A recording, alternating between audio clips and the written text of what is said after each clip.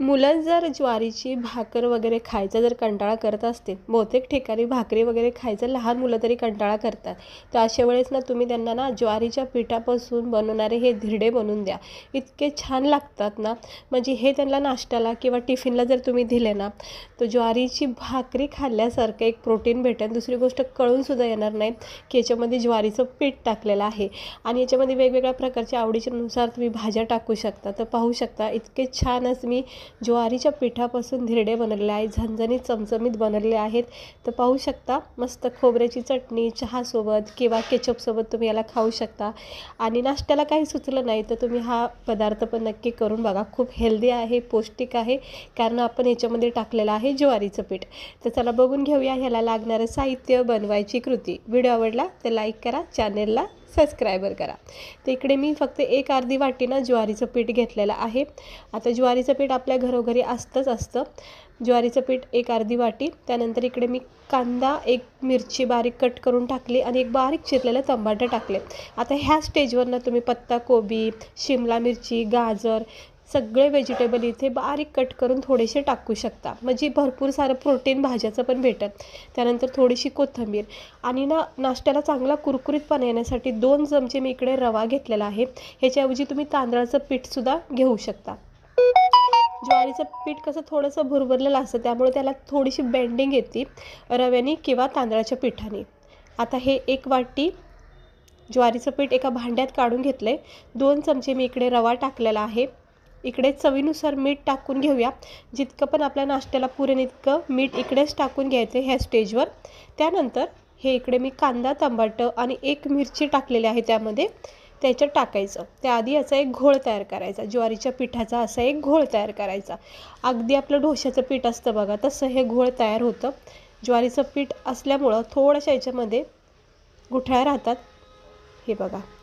आणि हे चांगलं मेल्ट झालं की याच्यामध्ये आपण आवडीनुसार व्हेजिटेबल तुम्ही ह्या स्टेजवर टाका. मी फक्त कांदा, टमाटर, मिरची टाकली, थोडीशी कोथिंबीर टाकते. लहान मुलांसाठी जर बनवत असताना तर सगळ्या भाज्या टाका आवर्जून. मेथी टाकू शकता, पालक टाकू शकता. त्यानंतर इकडे मी लाल तिखट टाकले तिखटपणा येण्यासाठी. थोडासा धना पावडर, थोडासा गरम मसाला पावडर आणि थोडीशी हळद टाकायची. हे बेसिक मसाले टाकून घ्यायचे, म्हणजे छान रंग येतो आणि चव मस्त येते, एकदम भारी वाटतं. थोडेसे चिमूटभर अगदी जिरे टाकून घेते. हे बघा याच्यामध्ये मी थोडेसे जिरे टाकलेले आहेत. आणि आता हे सगळं मिक्स करून घ्यायचं व्यवस्थित हलक्या हाताने. हे सगळे मसाले, कांदा, टमाटर जे पण टाकले आपण ते सगळं असं मिक्स करून घ्यायचं आणि असं छान पीठ याचं तयार होतं. पाहू शकता तुम्ही मस्त असं घटसर दाटसर पीठ हे तयार झालं आहे धिरडे बनवण्यासाठी. याच्यापेक्षा सुद्धा तुम्ही दाटसर बनवू शकता, पण मग त्याला जाळी येणार नाही जास्त.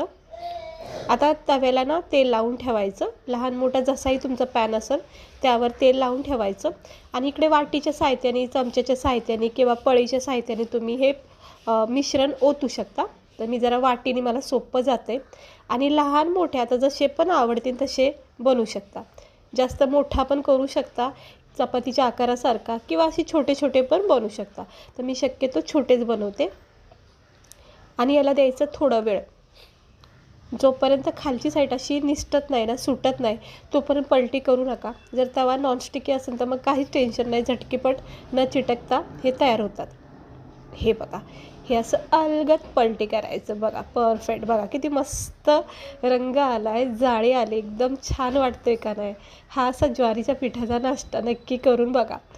भाकर वगैरे खायचा जर कंटाळा आला असेल ना, तर त्याच पिठापासून ज्वारीच्या हा नाश्ता बनवा. बघा असं दोन्ही बाजूने व्यवस्थित तुम्ही पाहू शकता किती मस्त याच्यावर एकदम छान असे ब्राऊन डाग आलेले आहेत, म्हणजे चॉकलेटी डाग, म्हणजे छान प्रकारे हा भाजला गेला आहे.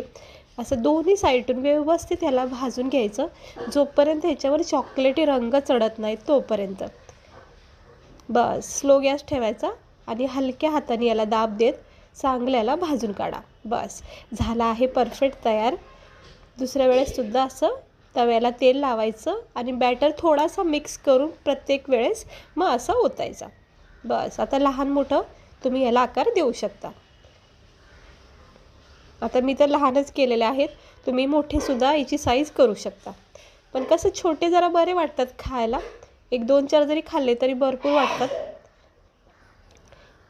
कडेकडेने थोडंसं तेल सोडायचं आणि ह्याची कडा जोपर्यंत सुटत नाही तोपर्यंत पलटी करू नका. चमच्याच्या सहाय्याने अगोदर चेक करायचं की कड्या ह्या सुटल्या ना, मगच पलटी करायचं. लगेच पलटी करू नका. गॅस स्लोच ठेवायचा. ह्या अशा कडा चेक करायच्या, हे पाहू शकता. आणि थोडा वेळ ठेवायचं. जर झालं नसेल तर अजून थोडा वेळ ठेवायचं आणि मग पलटी करा. तर मी थोडा वेळ अजून ठेवले आणि आता पलटी करते. हे बघा झालं का नाही व्यवस्थित परफेक्ट असा हा ज्वारीचे पिठाचे धिरडे. बघा किती छान याच्यावर रंग आलेला आहे. आणि अशी दोन्ही बाजून याला चांगलं भाजून घ्या व्यवस्थित. खूप खमंग टेस्टी लागतात आणि विशेष म्हणजे खूप हेल्दी आहेत, हे पौष्टिक आहेत आपल्यासाठी. तर एकदा तरी हप्त्यामधून 1-2 वेळा तरी तुम्ही हे करू शकता. तर मस्तपैकी आता भाजून निघलेत. गरमागरम प्लेटमध्ये काढून घेते. सुरुवातीचे 2 केलेत मी तुम्हाला दाखवते. अजून 2-4 होतील त्या पिठामध्ये. तर हे जे आपले सुरुवातीचे झालेत ना, ते पाहू शकता तुम्ही. बघा किती मस्त झालेत का नाही हे ज्वारीच्या पिठाचे धिरडे. गरमागरम वाफा निघत आहेत. एकदम गरमागरम बनवायचे. सकाळी नाश्त्यासाठी, लहान मुलाच्या टिफिनसाठी नक्की करून बघा. आणि सगळ्यात महत्त्वाचं म्हणजे ना, लहान मुलासाठी तर विशेष खूप चांगलं आहे. कारण ज्वारीच्या पिठामध्ये खूप कस असतो आणि तो आपल्या शरीरासाठी खूप चांगला आहे. त्याच्यामधले जे तत्त्व आहेत ना, ते आपल्या शरीराला खूप फायदेशीर आहेत. लहान मुलांसाठी तरी खूप बेस्ट नाश्ता आहे. तुम्ही नक्की करून बघा. याच्यामध्ये वेगवेगळ्या प्रकारच्या भाज्या टाकू शकता, जेणेकरून भाकर भाजी खाल्ल्याचं सुद्धा समाधान आपल्याला वाटेल. हे बघा असं खोबऱ्याची चटणी मी करून ठेवलेली आहे. ही खोबऱ्याची चटणी जर तुम्हाला बघायची असेल ना, त्याची रेसिपीसुद्धा व्हिडिओ चॅनलवर आहे, तुम्ही पाहू शकता.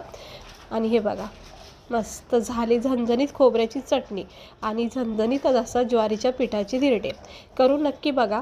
व्हिडिओ आवडला असेल तर लाईक करा, चॅनलला सबस्क्राईबर करा असेच रेसिपी बघण्यासाठी. ते इतकं भारी वाटलं ना, याची चव इतकी मस्त वाटली खाता वेळेस.